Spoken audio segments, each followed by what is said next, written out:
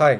So far we have discussed Laplace transforms, inverse transforms, use of Laplace transforms to solve initial value problems, and also many other techniques to find the transform and inverse transforms like convolution, integration, differentiation, etc. So that was the general theory. Okay. Now we'll be dealing with some problems involving some specific criteria like maybe involving piecewise defined functions. Okay. For example, here you will have to deal with functions defined piecewise, like for example f of t is equal to t square in the interval 0 to 2, and maybe sine t in the interval 2 to pi, and maybe cos t in the interval pi to 2 pi, etc. So basically these type of functions will be dealt with here. Okay, so traditionally finding the transform of these functions using the Laplace transform table or any other methods is actually very difficult, because in the table the functions are defined for the interval 0 to infinity, but in these type of functions you can see that they are actually defined only for a particular interval. So directly using the tables to find the transforms of these problems are actually very difficult. Okay, so we will devise some methods or techniques to find the transform of such problems, so such functions. Okay, so easily. So that is what we are going to do here. For that sake, we will be introducing some functions called one Heaviside function. Okay, or it is also called the unit step function to deal with such functions. Okay, so before that, these type of functions usually occur in many practical applications, particularly in deep learning and machine learning, etc. So they are called activation functions, where some functions are to be activated in some interval. Okay, so in some interval 0 to a particular function f1 of t would be activated, and from the interval a to b some other function f2t will be activated. Okay, so only in this function will only be acting in this interval and nowhere else it will be active. And similarly, f1 of t will only be activating in that interval and nowhere else it will be active. Okay, so such type of functions will be actually modeled using this piecewise defined functions. Okay, so for doing such problems or to find transform such problems, we'll actually use the helps of unit step functions or step functions to deal with such problems. Okay, I hope you have studied what is step function in the case of calculus, or when you have studied continuity in your lower classes. Basically, step function is a step function which just looks like a step. Okay, so these type of functions are called step functions. Okay, basically you are taking a step from one place to another. Okay, so basically we'll be trying to study piecewise defined functions using step functions. Okay, so let us try to define what's a step function. Okay, so for our purpose, I'll generally denote the step functions by the symbol u of t. This is a standard notation in your textbook, so I'll be using this notation. And the unit step function is actually defined as 1 for t greater than 0 and 0 for t less than 0. This is the notation. Okay, so if you try to graph this function, suppose these are your, so if you try to graph this function, suppose these are your coordinate axes. Okay, so basically it is 1 for t greater than 0 and 0 for t less than 0. Okay, so you can see that this is a step function. Okay, so this is the definition of step function. U of t is equal to 1 for t greater than 0 and 0 for t less than 0. Okay, and you can also see that we are not interested at a single point t is equal to 0. We are not interested in a single point. We are only looking at the bigger picture here. So at t is equal to 0, it can be anything. We are not going to define that there. Okay, so this is the step function. Okay, for our purpose, we will be actually generalizing this definition and using. We will be generalizing this definition. So basically, I'll be defining it in such a way that you can take the step in any point. Okay, here basically the step has been taken at the point t is equal to 0, but I'll be defining a function like that, like a different function, like maybe I'll take the step at the point t is equal to 2. Okay, or I'll be taking the step at the point t is equal to 3. Okay, so I will be taking a general step function. Okay, so the standard notation of such functions is u of t minus a, where it is 1 for t greater than a and 0 for t less than a. Okay, so basically this is the general unit step function, or I'll just call it as a unit step function, which is defined in your textbook. So basically here the step is at the point A. Okay, so in this case the step was only at the point 0, but here actually the step is occurring at the point A. Okay, so it is also called the Heaviside function, and its definition is like this. It is defined as u of t minus a is equal to 1, where t is greater than a and 0 for t less than a, and this is the graph of that figure. Graph of that function. Okay, so I hope it is clear. Please try to understand what is u of t minus 2. U of t minus 2 is actually 1 for t greater than 2 and 0 for t less than 2. Okay, so I hope it is clear. I hope you also know how to draw u of t minus 2. Okay, so I hope that is clear. Now let us try to understand what is the effect of these unit step functions on a general function. Okay, what is the effect of unit step functions on a function? Okay, for example, suppose we have a function like this. Suppose your function is f of t is equal to t square. Okay, f of t is equal to t square, and I hope you know the graph of that. It will be a parabola because it is y is equal to t square, or maybe f of t is equal to t square. So basically, its graph is a parabola. Okay, so what happens if I multiply this function with a step function? Suppose I'm going to multiply this with u of t minus 1. Okay, I'm going to multiply t square with u of t minus 1. What will happen? You know that u of t minus 1 is actually 0 at all points t less than 0, and it will only be acting at the point t greater than 1. Okay, so at all points less than 1 it will be 0, so it will only be acting at the point t greater than 1. Okay, so basically when I multiply this t square with u of t minus 1, what will happen? When I multiply this portion and all will become 0 because I am multiplying it with 0. Only from this portion onwards it will be activating, or my graph will simply become 0, and that from t is equal to 1 it will be going like this. Okay, so basically step functions can be used to suppress functions at a certain point. Okay, maybe I can off the function t square before t is before the interval t at the interval t less than 1, and I can on the function at the interval t greater than 1. So basically step functions can be used to switch on and switch off functions. So you can see it from this. Okay, I hope it is clear.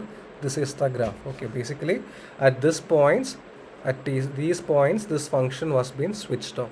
Okay, I have switched off the functions at the points t less than 1. Only from t greater than 1 I am switching on the function. Okay, so basically this step functions can be used to switch on and switch off functions at your required intervals. Okay, I hope it is clear. Okay, now let us play with some graphs a little bit, the graphs of step functions a little more bit. Okay, so let us try to understand what is u of t minus a minus u of t minus b. Okay, before that, what is u of t minus? So let us try to draw u of t minus 1, and also let us try to draw u of t minus 2. Okay, please try to draw it. What is it? Basically it is 0 for t less than 1 and 1 for t greater than 1. And when you draw u of t minus 2, it is again 0 for t less than 2 and 1 for basically t greater than 2. Okay, so if I look at these two graphs, and if I am going to take u of t minus 1 minus u of t minus 2, what will I get? Okay, so when it is u of, this is the point 1, this is the point 2. Okay, so basically when I take u of t minus 1 minus u of t minus 2, what will I get? Okay, at these points before the point 1, both the functions have value 0. Therefore at those points the value of this function is basically 0 for t less than 1. Okay, when t is greater than 1, you can see that this function has value 1, while this function has value 0 till the point 2. Okay, so when the value of t is varying from 1 to 2, only this function has value 1 and this function has value 0. So when you take the difference, what will you get? You will be getting just 1. Okay, and from 2 onwards this function has value 1, and again this function is already 1 whenever t is greater than 1. So from 2 onwards this function is basically 0. Okay, so basically it is t2. Okay, so basically when you take u of t minus 1 minus u of t minus 2, what is happening is that you are only getting the interval 1, 2. Okay, so when you take generally u of t minus a minus u of t minus b, you will be getting the interval a comma b, provided basically a is less than b. Okay, I hope the graph is clear. I will show it again once again. So this is u of t minus 1, this is u of t minus 2. So when I take the difference, I will be getting this portion. Okay, rest everything would be 0. Okay, so suppose I need to make a function t square to act only in the interval 1 to 2, and I have to make it 0 elsewhere. Okay, how will I define the function? I'll just define the function as basically how can I write the function using step functions? I can write it as simply t square into u of t minus 1 minus u of t minus 2. So if I write it as t square into u of t minus 1 minus u of t minus 2, what will happen? This function will only be working in this interval, and rest everywhere it will be 0. So basically I can write this function which is written as in a two lines or a piecewise form. I can write this function as single line as just t square into u of t minus 1 minus u of t minus 2. Okay, so I can write the function as single line using the step function notation if you understand the graph of u of t minus a into u of t minus b, u of t minus a minus u of t minus b. Okay, so this is it. So basically this is u of t minus a minus u of t minus b. So if I need to make a function act in this interval only, I can just multiply that function with this quantity. Okay, so I will write this, we'll expand this function to a problem, this concept to a problem, so that we will understand it better. So let us extend this concept a little bit.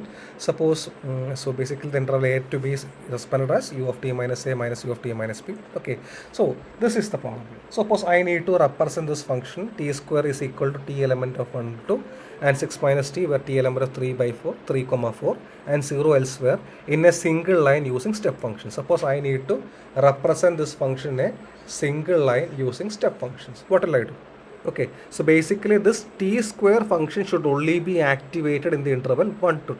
Okay, and rest everywhere it should be 0. So what will I do? So if my function was just t square, t element of 1 comma 2, how will I write it? It is simply t square into, that interval is represented as u of t minus 1 minus u of t minus 2, right?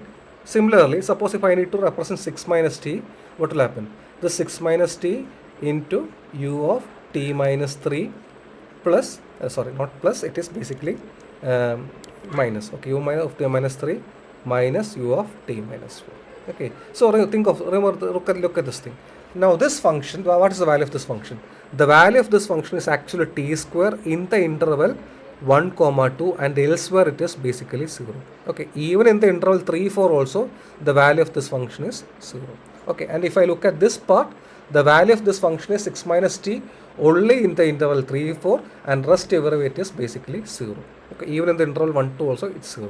So what happens when I add these two functions? What happens when I add these functions? You can see that this function would only be switched on in the interval 1 comma 2 and this function at that time would be 0, so we'll be getting just t square only, and at the interval 3 comma 4 this function will be switched off and only this function would be switched on. Okay, so in that time the interval will be simply 6 minus 2. Okay, so this function now can be represented in a single form as simply t square into u of t minus 1 minus u of t minus 2 plus, again don't forget the brackets here, plus 6 minus t into u of t minus 3 minus u of t minus 4. Okay, I hope it is clear. Okay, so that's it. So here you can see that the component t square needs to be activated only in the interval 1, 2. Okay, so the same idea is being used there. Always remember how to write the interval 1, 2. Don't forget the notation, don't forget the order. It's basically u of t minus 1 minus u of t minus 2, not 2 minus 2 minus u of t. You don't write in the other way around. It is not b minus a. So basically the smallest should come first. So it is u of t minus a, t minus 1 minus u of t minus 2. Okay, so this is the graph of the function. This function t square needs to be switched on only in this phase, and this function needs to be switched on only in this phase. So how will you do that? You just multiply it by u of t minus 1 minus u of t minus 2 for t square, and again u of t minus 3 minus u of t minus 1 for 6 minus t. Okay, so that is the graphical representation. Okay, so these are some more examples. Can you please write down how to write these functions using step functions? Okay, so here I am going to write this function, and all of a sudden please tell me whether you have understood that. Okay, so it is basically f of t is equal to 2 in the interval u of t minus 0. So I will just write u of t minus u of t minus 1. Okay, plus, it is switching only once in the interval 0 comma 1 plus 1 by 2 t square in the interval u of t minus 1 minus u of t minus pi by 2. Okay, and again plus cos t, again it is only working in the interval only from t greater than pi by 2 it is working, so I'll just write it as cos t into u of t minus pi by 2, because it needs to be switched on only after the point pi by 2. So there is no other interval here, so I'll just write it as u of t minus pi by 2. I hope it is clear, because u of t minus pi by 2 will start only from pi by 2, rest everywhere it will be 0. So it needs to be worked out only in u of t minus pi by 2. Okay, similarly can write down this function also. That function also I hope you can write that. Simply it is t into u of t minus u of t minus 2. Okay, so that is also clear. Okay, in the textbook actually, if in the textbook actually they will write this function as simply t into 1 minus u of t minus 2. In the textbook they are writing this in this form, because basically for Laplace transform this u of t is actually, what is it?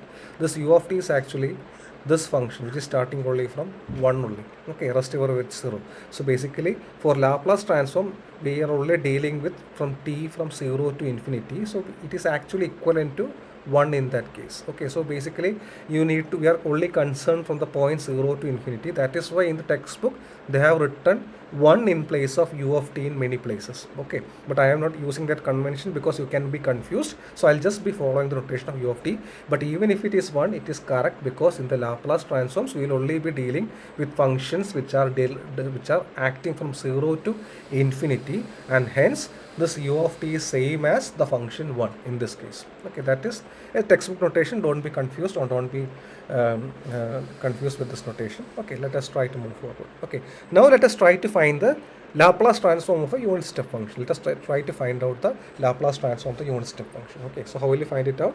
Okay, so basically I need to find L of u of t minus a. You know that u of t minus a is actually 1 for t greater than a and 0 for t less than a. Okay, so what is Laplace transform u of t minus a? It's basically integral 0 to infinity u of t minus a into e raised to minus st dt.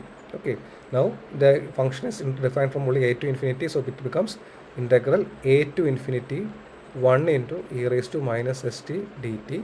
So when you integrate it, it is e raised to minus st by minus s in the limits 0 to infinity. So it is not 0, it's a to infinity. So you'll be getting it as e raised to minus infinity. As we discussed earlier, it is 0 minus e raised to minus as. So it is e raised to minus as by minus as, or simply e raised to minus as by s. Okay, so the Laplace transform of the unit step function is simply u of t minus a is simply e raised to minus as by as, but it's just s. Okay, so basically it is e raised to minus as by s. Okay, so that's it. So moving forward, let us try to, we are going to introduce the second shifting theorem, which will help you to actually deal with second shifting theorem, which will actually help you to find the transforms of piecewise defined functions. So before I start with second shifting theorem, I need to introduce some geometry also here, so that you will understand the terms involved in the second shifting theorem better. Okay, so before that, let me ask you, so suppose you have a function called y is equal to x. Okay, so I hope you all know the function y is equal to x.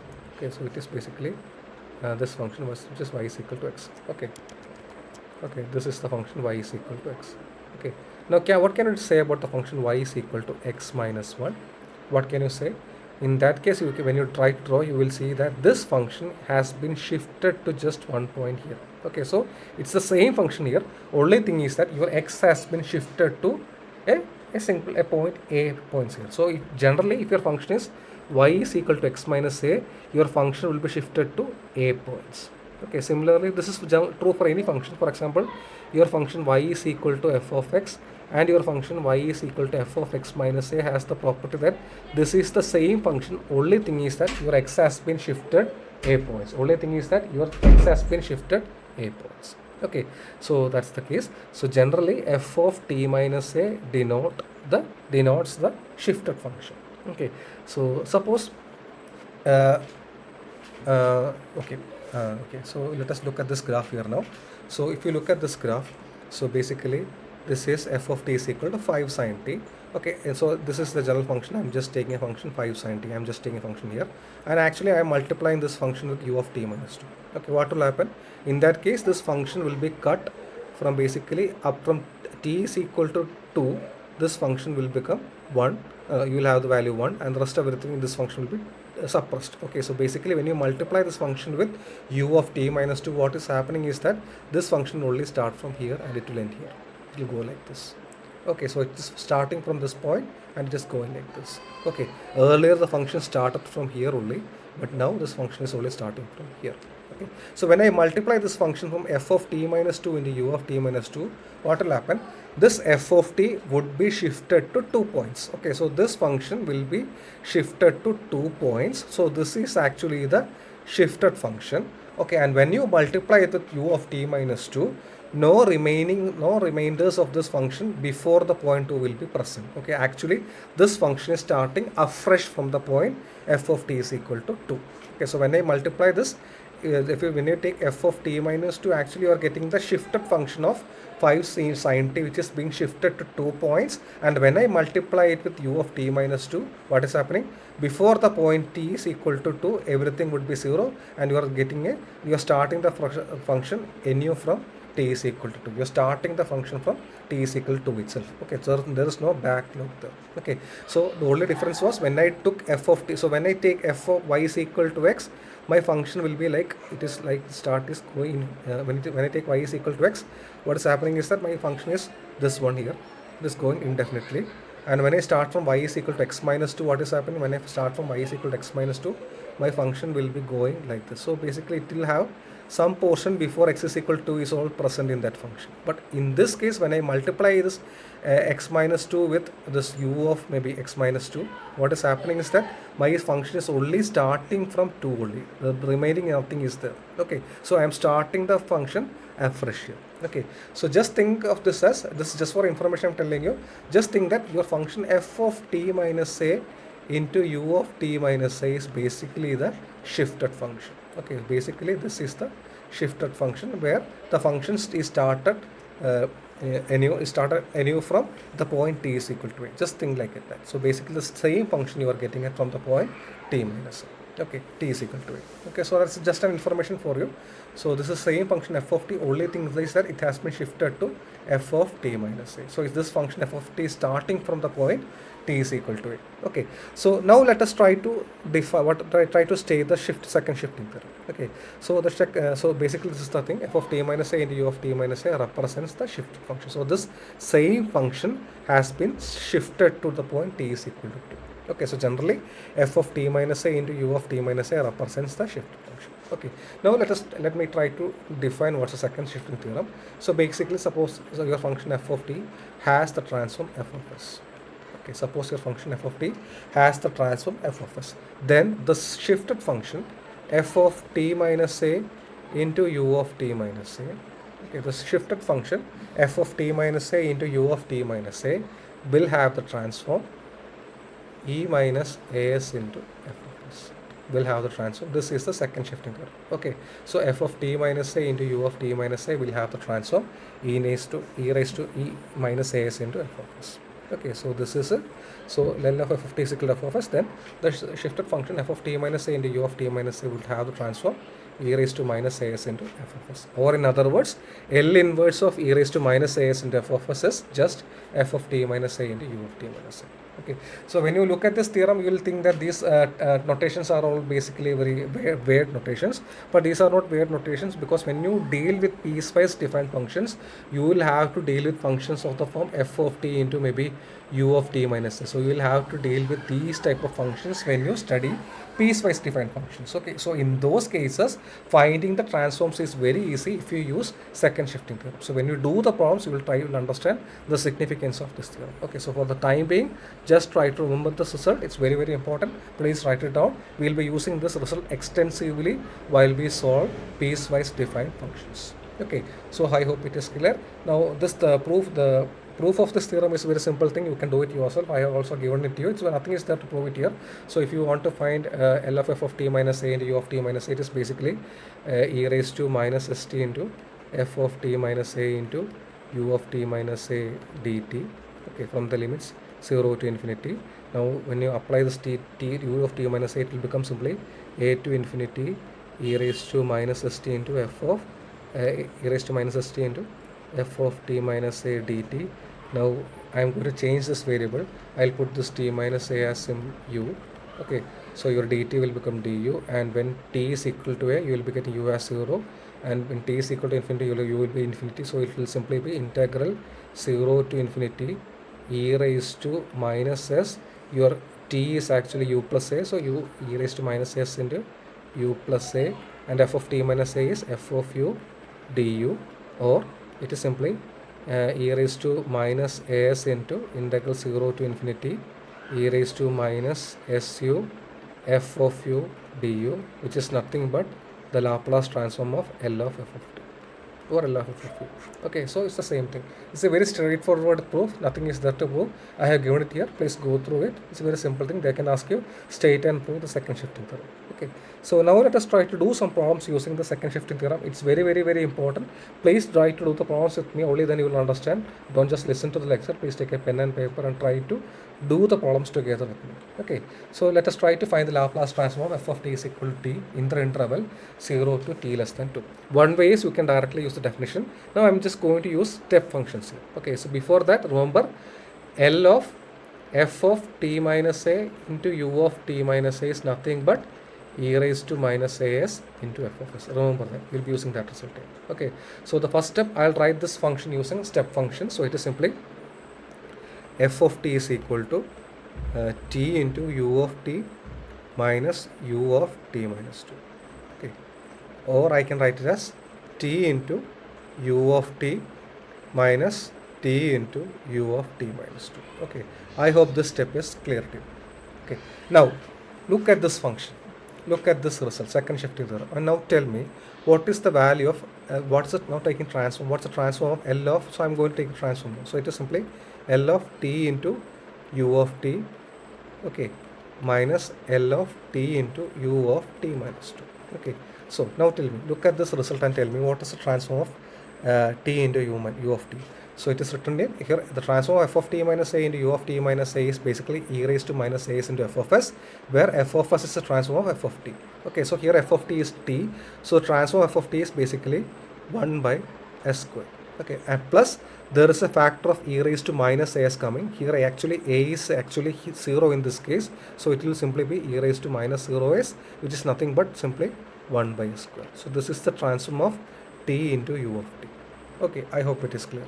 Okay, again I am going to try the transform of L of t into u of t minus 2, but I can't find the transform directly because it is not of this form. I have to make it as t minus 2 here. So for that, what I'll do is that I'll rewrite this t as t minus 2 plus 2 into u of t minus 2. Why am I writing it like that? So that I can use the second shifting theorem, because in the second shifting theorem both the variables of f and u should be same. Here the variable of u is t minus 2, so for that I am writing it as simply t minus 2. Okay, so when I rewrite this, this will become t minus 2 into u of t minus 2 plus 2 into u of t minus 2.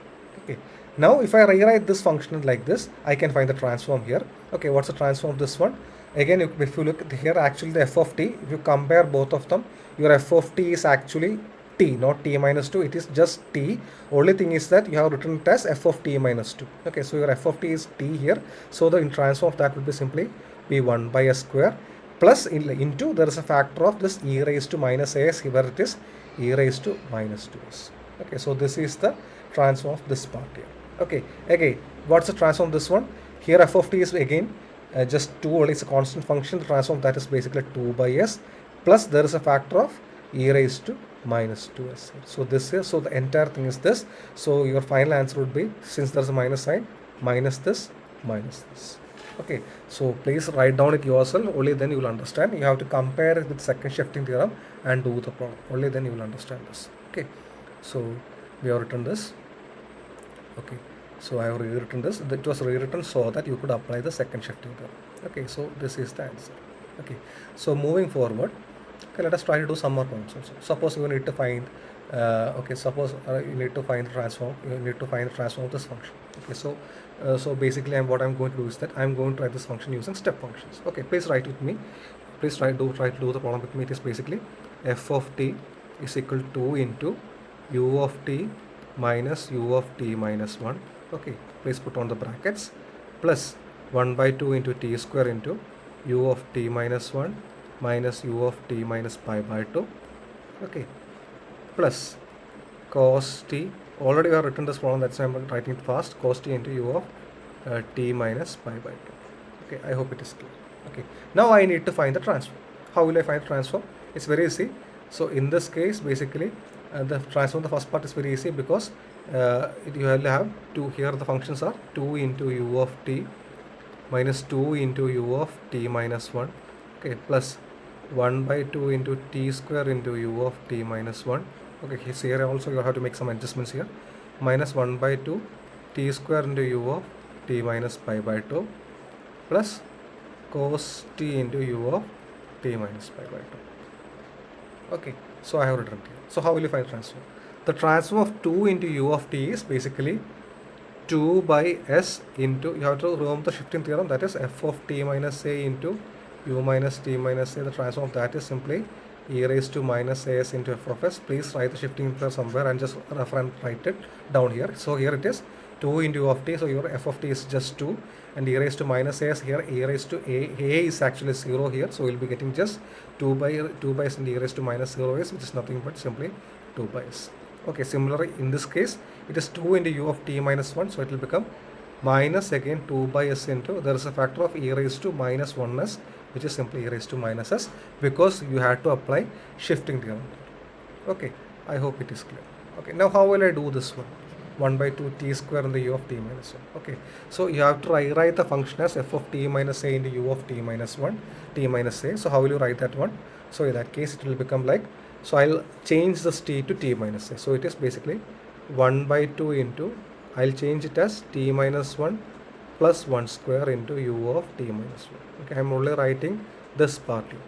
Okay, so this is actually 1 by 2 into t minus 1 the whole square into u of t minus 1, okay, plus 2 into t minus 1 into 1 by 2, so simply to by 2 t minus 1 into u of t minus 1 plus 1 by 2 into 1 into u of t minus 1. Okay, so it will become like this when you expand it.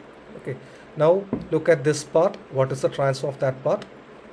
It is of the form f of t into f of t minus a into u of t minus a. So your f of t here is actually t square, so the transform of that is actually what's the transform of t square? It is 2 by s cube. So basically it is 2 factorial by 3 raised to n is n factorial by s raised to n plus 1. So t square is 2 factorial by s cube. So it will become 1 by 2 into 2 factorial by s cube into, there is a factor of u of t minus 1. So you'll have to write e raised to minus as, here a is 1. So simply e raised to minus s. Okay, similar this one. What is the answer?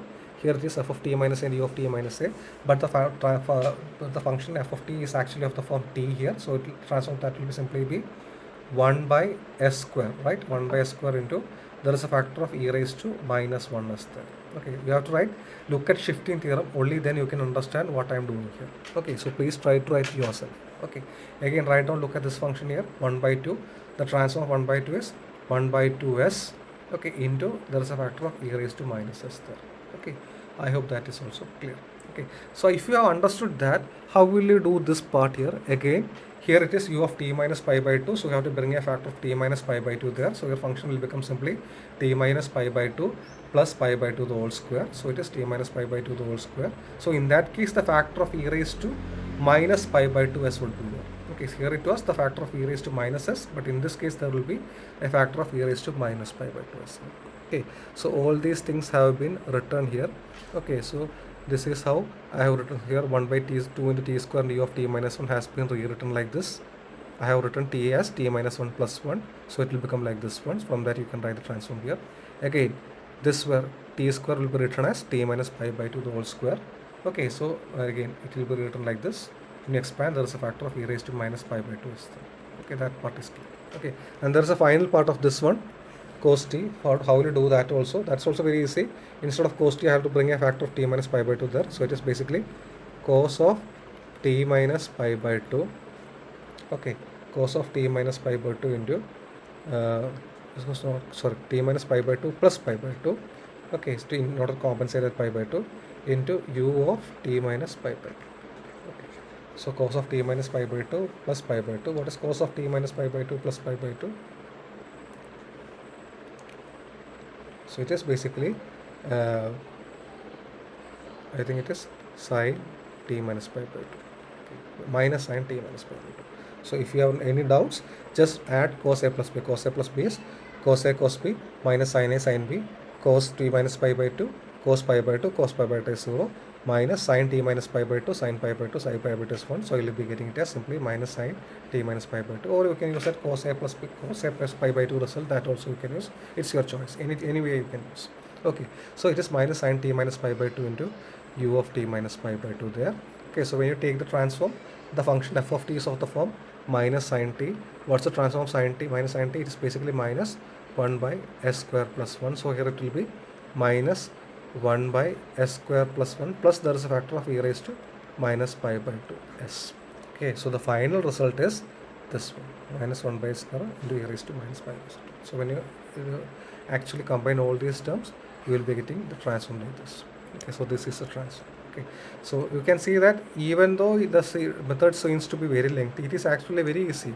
Instead of you may have to do the integration 3 times in here in the case if you go directly with definition, but for very complicated functions it's very easy if you just convert it into form of step function. Only thing is that you have to correctly identify f of t and u of t and everything. Okay, and also the factor of e raised to minus as should be accounted for. Okay, so only that thing is there. So please try to do more problems. It's a very simple thing. Okay, then similarly now we'll do an inverse problem. Okay, so here basically we'll be given the transform. You have to find the inverse transform. Okay, here also our key is actually the second shifting theorem only. What is it? It's basically f of t minus a into u of t minus a. The transform of this is basically e raised to minus s into f of s. Okay, so looking into this result, you need to find the corresponding f of t and u of t. Okay, so let's do the problem. So let us find the inverse Laplace transform of this function. Okay, so remember your guide to this problem is your second shifting theorem, which tells you the transform of f of t minus a into u of t minus a is e raised to minus as into f of s. Okay, so with that let us look at this problem. So here actually what is your f? So if I take this problem step by step, what is the f of s here? Your f of s here is actually 1 by s square plus pi square. Okay, so the inverse of that would be, what is inverse of 1 by s square plus pi square? It is actually 1 by pi sine pi t.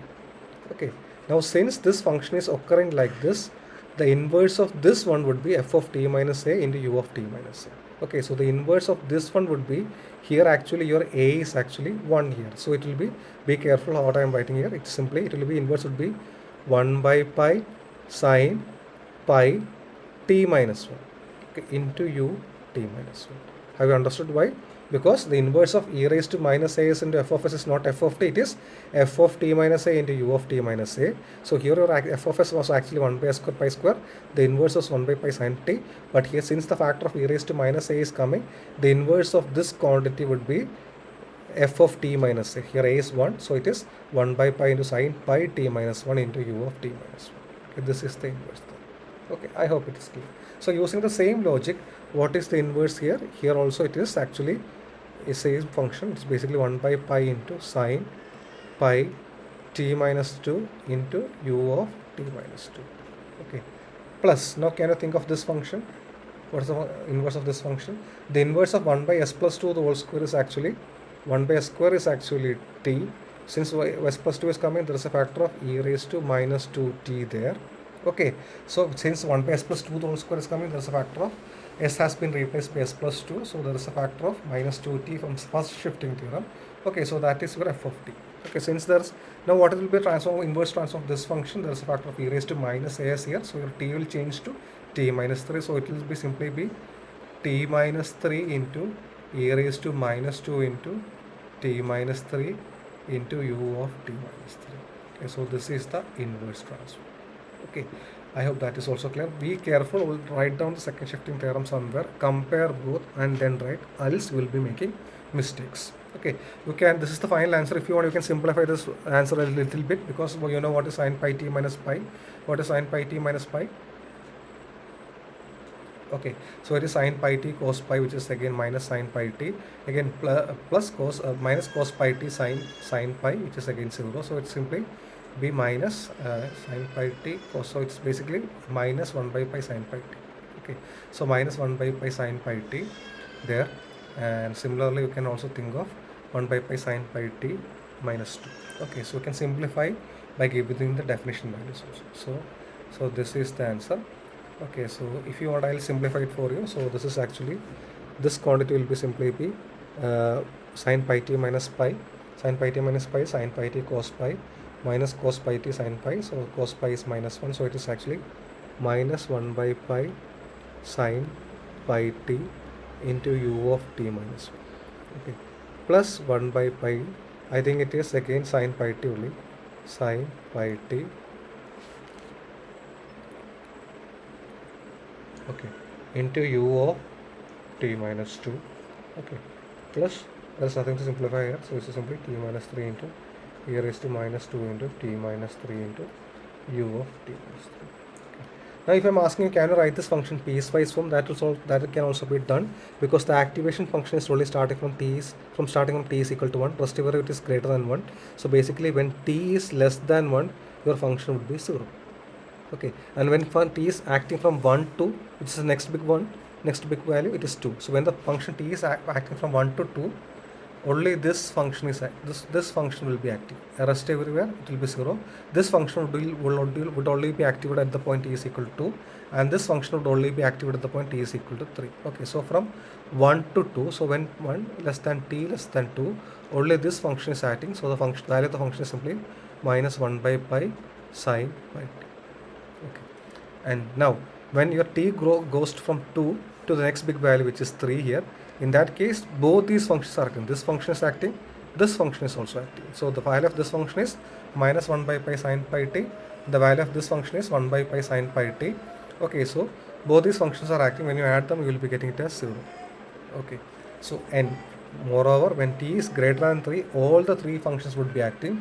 This function will be minus 1 by pi sine t, this function will be 1 by pi sine pi t, so it will be 0. So only this one will be there, which is nothing but t minus 3 into e raised to minus 2 into t minus 3. So you can write it in piecewise form also. It is not necessary, but it can also be done if you have understood the concepts of step functions and the way of writing intervals in terms of step functions. Okay, that can also be done. Okay, so I hope that is clear. So you can try to do these problems, finding the step function and also inverse problems also. Please try to do these problems. Okay, the key is you have to remember the second shifting theorem, which tells you that f of t minus a into u of t minus a has the transform e raised to minus s as into f of s. This is the key. So please remember this result. Please write it down somewhere and then only do the problems, else you will be making some mistakes. Okay, that's all for you today. Thank you.